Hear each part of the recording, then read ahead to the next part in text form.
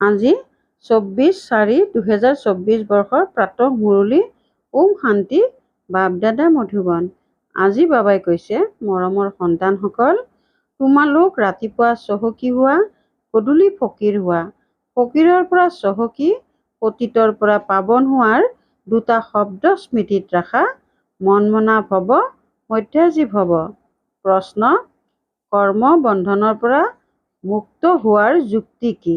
উত্তৰ: 1 নম্বৰ, স্মৃতিৰ যাত্ৰা তথা জ্ঞান স্মৰণ। 2 নম্বৰ, এজনৰ সৈতে সকলো সম্বন্ধ ৰাখিব লাগে, অন্য কাৰো ফালে যাতে বুদ্ধি নাযায়।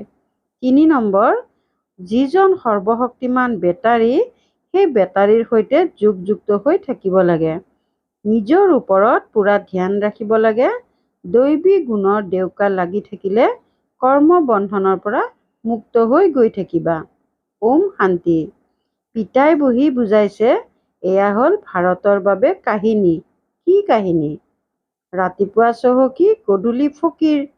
ইয়াৰ ওপৰত এটা কাহিনী আছে। ৰাতিপুৱা চহকী আছিল, এই কথাবোৰ তোমালোক যেতিয়া চহকী হোৱা তেতিয়া নুশুনা। ফকীৰ আৰু চহকীৰ কথাবোৰ তোমালোক সন্তানসকলে সংগম যুগতহে শুনা। এয়া অন্তৰত ধাৰণ কৰিব লাগে। যথাযথ ভক্তিয়ে ফকীৰ কৰি দিয়ে, জ্ঞানে চহকী কৰি তোলে। দিন আৰু ৰাতিও বেহদৰ। ফকীৰ আৰু চহকীও বেহদৰ কথা আৰু কৰি তোলোতাজনো বেহদৰ পিতা। সকলো পতিতাত্মাৰ কাৰণে পাৱন কৰি তোলোতা এটাই বেটাৰী। এনেধৰণৰ যাদুকৰী মন্ত্ৰ স্মৃতিত ৰাখিলে তেতিয়াও আনন্দিত হৈ থাকিবা। পিতাই কয়, সন্তানসকল, তোমালোক ৰাতিপুৱা চহকী হৈ যোৱা, আকৌ গধূলি ফকীৰ হৈ যোৱা। কেনেকৈ হোৱা, এয়াও পিতাই বুজায়। আকৌ পতিতৰ পৰা পাৱন, ফকীৰৰ পৰা চহকী হোৱাৰ যুক্তিও পিতায়ে শুনায়। মনমনা ভৱ, নিজক আত্মা বুলি বুজি মোক পৰমাত্মাক স্মৰণ কৰা। মধ্যাজী ভৱ, প্ৰাপ্তিক অৰ্থাৎ বাদশ্বাহীক স্মৰণ কৰা। এই দুটাই যুক্তি। এইটো সন্তানসকলে জানে যে এয়া হ'ল পুৰুষোত্তম সংগম যুগ। তোমালোক যিসকল ইয়াত বহি আছা, এইটো নিশ্চিত যে তোমালোক স্বৰ্গত পুৰুষাৰ্থৰ ক্ৰম অনুসৰি চহকী অৱশ্যে হবা। স্কুলতো এনেকুৱা হয়, ক্ৰমানুসৰি শ্ৰেণী বদলি হয়। পৰীক্ষা শেষ হলে তেতিয়া আকৌ ক্ৰমানুসৰি হৈ গৈ বহে। সেয়া হ'ল হদৰ কথা। এয়া হ'ল বেহদৰ কথা। ক্ৰমানুসৰি ৰুদ্ৰমালাত যায়, মালা অথবা বৃক্ষ। বীজটো বৃক্ষৰেই হয়। পৰমাত্মা হৈছে আকৌ মনুষ্য সৃষ্টিৰ বীজ। এইটো সন্তানসকলে জানে যে বৃক্ষ কেনেকৈ বৃদ্ধি হয়, পুৰণি কেনেকৈ হয়। আগতে তোমালোকে এয়া জনা নাছিলা। পিতা আহি বুজাইছে। এতিয়া এয়া হ'ল পুৰুষোত্তম সংগম যুগ। এতিয়া তোমালোক সন্তানসকলে পুৰুষাৰ্থ কৰিব লাগে। দৈবী গুণৰ ডেউকাও ধাৰণ কৰিব লাগে। নিজৰ ওপৰত পুৰা ধ্যান দিব লাগে। স্মৃতিৰ যাত্ৰাৰ দ্বাৰা তোমালোক পাৱন হবা, আন কোনো উপায় নাই। পিতা যি সৰ্বশক্তিমান বেটাৰী, তেওঁৰ লগত পুৰা যোগযুক্ত হ'ব লাগে। তেওঁৰ বেটাৰী কেতিয়াও শক্তিহীন নহয়। তেওঁ সতো ৰজো তমোত নাহে, কিয়নো তেওঁৰ সদায় কৰ্মাতীত অৱস্থা। তোমালোক সন্তানসকল কৰ্মবন্ধনত আহা। কিমান কাঢ়া বন্ধন। এই কৰ্মবন্ধনৰ পৰা মুক্ত হোৱাৰ এটাই উপায়, স্মৃতিৰ যাত্ৰা। ইয়াৰ বাহিৰে আন কোনো উপায় নাই। যেনেকৈ এয়া জ্ঞান, ইও হাড় নৰম কৰে। এনেয়েতো ভক্তিয়েও নৰম কৰি তোলে। কব, এওঁ বেচেৰা ভক্ত লোক, এওঁৰ ঠগ প্ৰবঞ্চনা আদি একো নাই। কিন্তু ভক্তৰ মাজতো ঠগ প্ৰবঞ্চনা থাকে। বাবা অনুভৱী। আত্মাই শৰীৰৰ দ্বাৰা পেশাগত কাম কাজ কৰে, গতিকে এইটো জন্মৰো সকলো স্মৃতিলৈ আহি যায়। 4-5 বছৰ আয়ুসৰ পৰা নিজৰ জীৱন কাহিনী স্মৃতিত ৰখা উচিত। কোনোৱে 10-20 বছৰৰ কথাও পাহৰি যায়। জন্ম জন্মান্তৰ নাম ৰূপতো স্মৃতিত থাকিব নোৱাৰে। এটা জন্মতো কিছু কব পাৰে, ফটো আদি ৰাখে, পূৰ্বজন্মৰ কথাটো গম পাব নোৱাৰি। প্ৰত্যেক আত্মাই ভিন্ন নাম, ৰূপ, দেশ, কালত ভূমিকা পালন কৰে। নাম ৰূপ সকলো সলনি হৈ থাকে। এয়াতো বুদ্ধিত আছে যে কেনেকৈ আত্মাই এটা শৰীৰ এৰি অন্য এটা শৰীৰ লয়। নিশ্চয় 84 জন্ম, 84 নাম, 84 পিতা হ'ব। অন্তত আকৌ তমোপ্ৰধান সম্বন্ধ হৈ যায়। এই সময়ত যিমান সম্বন্ধ সিমান কেতিয়াও নহয়। কলিযুগী সম্বন্ধক বন্ধন বুলিয়ে বুজিব লাগে। কিমান সন্তান থাকে, আকৌ বিয়া পাতে, তেতিয়া সন্তান জন্ম দিয়ে। এই সময়ত সকলোতকৈ বেছি বন্ধন হ'ল খুৰা, মামা, ককাৰ। যিমান বেছি সম্বন্ধ সিমান বেছি বন্ধন। বাতৰি কাকতত প্ৰকাশ পায় 5টি সন্তান একেলগে জন্মিছে, 5টিয়েই সুস্থ। হিচাপ কৰা কিমান অনেক সম্বন্ধ হৈ যায়। এই সময়ত তোমালোকৰ সম্বন্ধ সকলোতকৈ কম। কেৱল এজন পিতাৰ সৈতে সকলো সম্বন্ধ। আন কাৰো সৈতে তোমালোকৰ বুদ্ধিৰ যোগসূত্ৰ নাই। সত্য যুগত আকৌ ইয়াতকৈ বেছি হ'ব। হীৰাতুল্য জন্ম তোমালোকৰ এতিয়া হয়। সৰ্বোচ্চ পিতাই সন্তানসকলক তুলি লয়। উত্তৰাধিকাৰ পাবলৈ জীৱনতে তুলনীয়া হোৱা, সেয়া এতিয়াহে হয়। তোমালোক এনেকুৱা পিতাৰ কোলাত আহিছা যাৰ পৰা তোমালোকে উত্তৰাধিকাৰ পোৱা। তোমালোক ব্ৰাহ্মণ সকললৈকে উচ্চ কোনো নাই। সকলোৰে যোগসূত্ৰ এজনৰ লগত। তোমালোকৰ ইজন সিজনৰ মাজতো কোনো সম্বন্ধই নাই। ভাই ভনীৰ সম্বন্ধও অৱনমিত কৰাই দিয়ে। সম্বন্ধ এজনৰ সৈতে থকা উচিত, এয়া হ'ল নতুন কথা। পবিত্ৰ হৈ উভতি যাব লাগে। এনেকৈ বিচাৰ সাগৰ মন্থন কৰিলে তোমালোকৰ জেউতি চৰিব। সত্যযুগী শোভা আৰু কলিযুগী শোভাৰ মাজত দিন ৰাতিৰ পাৰ্থক্য আছে। ভক্তিমাৰ্গৰ সময়ত হয়েই ৰাৱণ ৰাজ্য। পাছলৈ বিজ্ঞানৰ অহংকাৰো কিমান হয়, সত্যযুগৰ লগত তুলনা কৰিব বিচাৰে। এটি কন্যাই খবৰ পঠিয়াইছে। আমি প্ৰশ্ন সুধিলো যে স্বৰ্গত আছে নে নৰকত আছে। তেতিয়া 4-5 গৰাকীয়ে ক'লে যে আমি স্বৰ্গত আছো। বুদ্ধিত ৰাতি দিনৰ পাৰ্থক্য আহি যায়। কোনোৱে ভাবে আমিতো নৰকত আছো। এতিয়া তেওঁলোকক বুজাবলগীয়া হয় যে স্বৰ্গবাসী হ'ব বিচাৰে নেকি? স্বৰ্গ কোনে স্থাপন কৰে? এয়া বৰ মিঠা মিঠা কথা, তোমালোকে টুকি ৰাখা। কিন্তু বহীতে সেই টোকা থাকি যায়, সময়ত স্মৃতিলৈ নাহে। এতিয়া পতিতৰ পৰা পাৱন কৰি তোলোতা হৈছে পৰম পিতা পৰমাত্মা শিৱ। তেওঁ কয় মামেকম স্মৰণ কৰা, তেতিয়া পাপমোচন হ'ব। স্মৃতিত থাকিলে কিবাটো আমদানি হ'ব নহয়। স্মৃতিত থকাৰ নিয়ম এতিয়া ওলাইছে। স্মৃতিৰেই তোমালোক কিমান উচ্চ স্বচ্ছ হৈ যোৱা। যিয়ে যিমান পৰিশ্ৰম কৰিব সিমানেই উচ্চ পদ পাব। বাবাকো সুধিব পাৰা। জগততো সম্বন্ধ আৰু সম্পত্তিৰ বাবে কাজিয়াই কাজিয়া। ইয়াততো কোনো সম্বন্ধ নাই, একমাত্ৰ পিতা আৰু অন্য কোনো নাই। পিতা হ'ল বেহদৰ মালিক। কথাবোৰতো বহুত সহজ। সেইফালে স্বৰ্গ আৰু এইফালে নৰক। নৰকবাসী ভাল নে স্বৰ্গবাসী ভাল? যিসকল বুদ্ধিমান হ'ব তেওঁলোকেতো স্বৰ্গবাসী ভাল বুলি ক'ব। কোনোৱেতো কৈ দিয়ে যে নৰকবাসী আৰু স্বৰ্গবাসী। এই কথাবোৰৰ লগত আমাৰ কোনো সম্পৰ্কই নাই, কিয়নো পিতাকেই নাজানে। কোনোৱে আকৌ পিতাৰ কোলাৰ পৰা আঁতৰি মায়াৰ কোলাত গুচি যায়। আচৰিত নহয়নে? পিতাও আচৰিত, তেনেকৈ জ্ঞানো আচৰিত, সকলো আচৰিত। এই আশ্চৰ্য বুজোতাসকল এনেকুৱা হোৱা উচিত যাৰ বুদ্ধি এই আশ্চৰ্যতেই লাগি থাকে।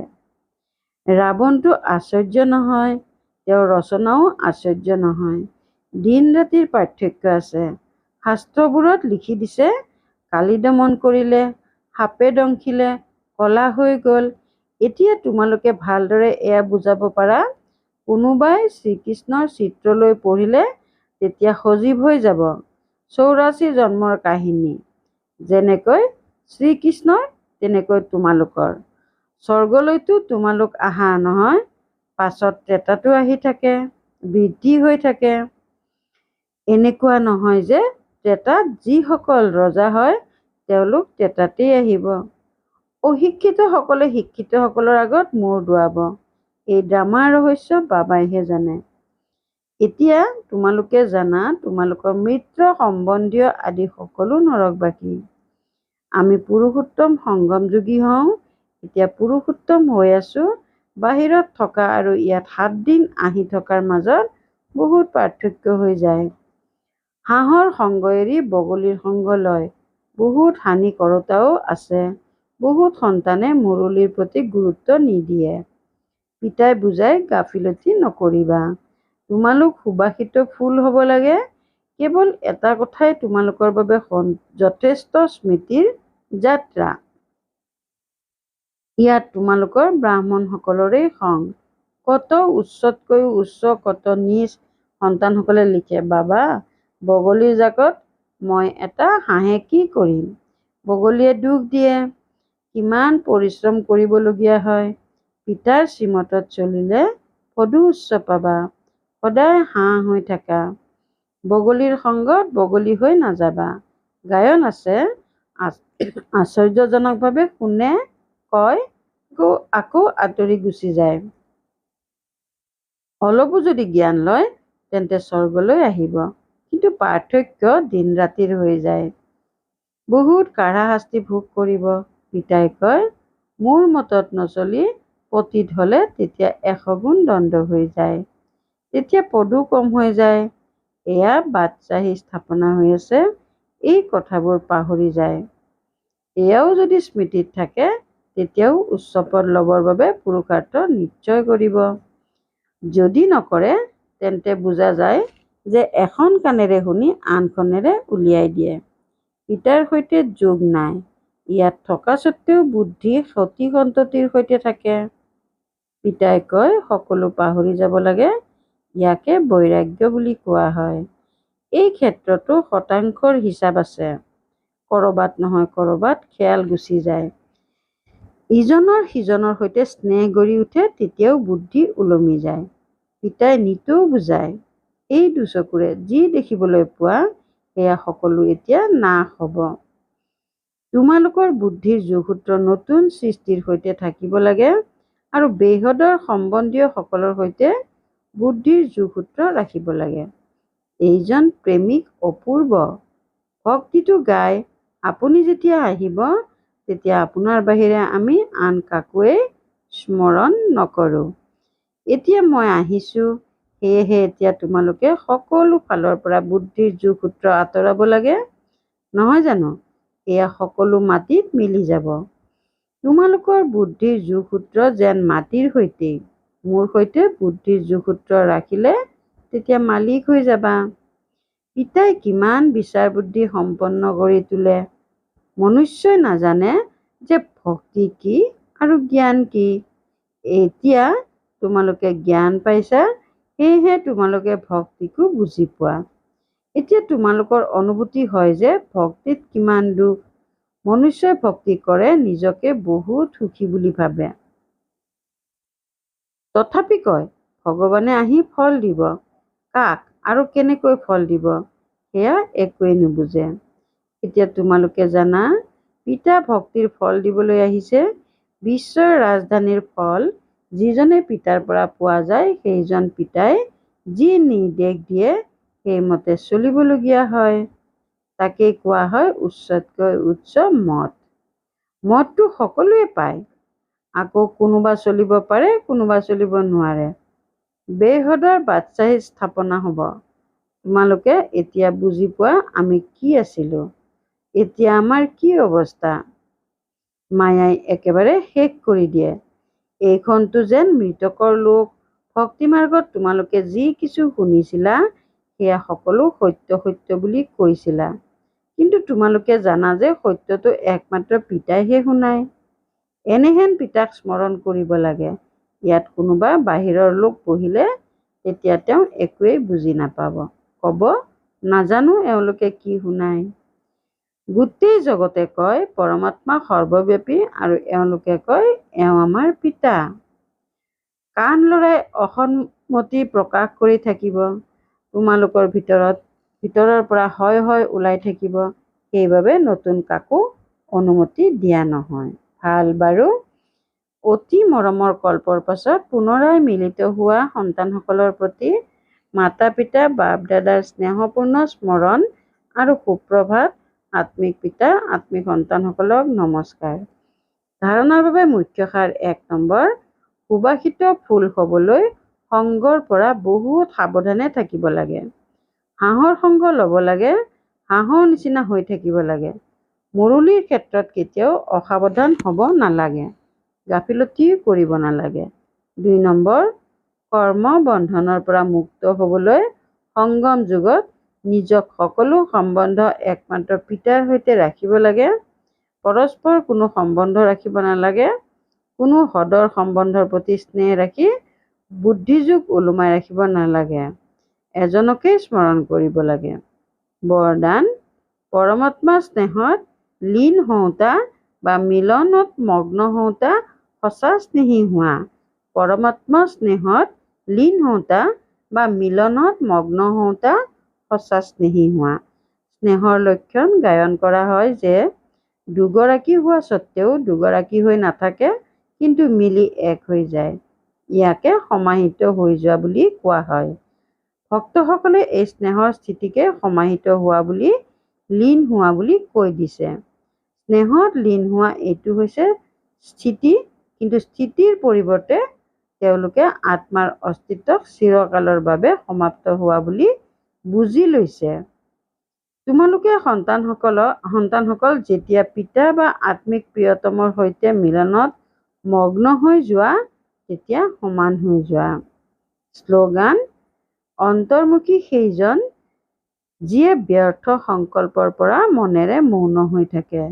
অন্তৰ্মুখী সেইজন যিয়ে ব্যৰ্থ সংকল্পৰ পৰা মনেৰে মৌন হৈ থাকে। ওম শান্তি। সংস্কাৰ মিলনৰ হ্ৰাস কৰিবলৈ আজিৰ অব্যক্ত সংকেত। সদায় স্মৃতিত ৰাখিবা যে মই নিজক পৰিৱৰ্তন কৰিব লাগে, স্থান বা আনক নহয়। ইয়াৰ বাবে সহনশীলতাৰ অৱতাৰ হৈ যোৱা। নিজক খাপ খুৱাই লোৱা, কাষৰীয়া নকৰিবা। কিছুমান একেবাৰে বিৰোধী, সেই ক্ষেত্ৰতো নিজৰ শুভ ভাৱনা পূৰ্ণ ৰূপত প্ৰয়োগ কৰা। সময় লাগিলেও সফলতা অৱশ্যে পাবা আৰু তোমালোকক বিজয়মালাৰ মণি কৰি দিব। ওম শান্তি।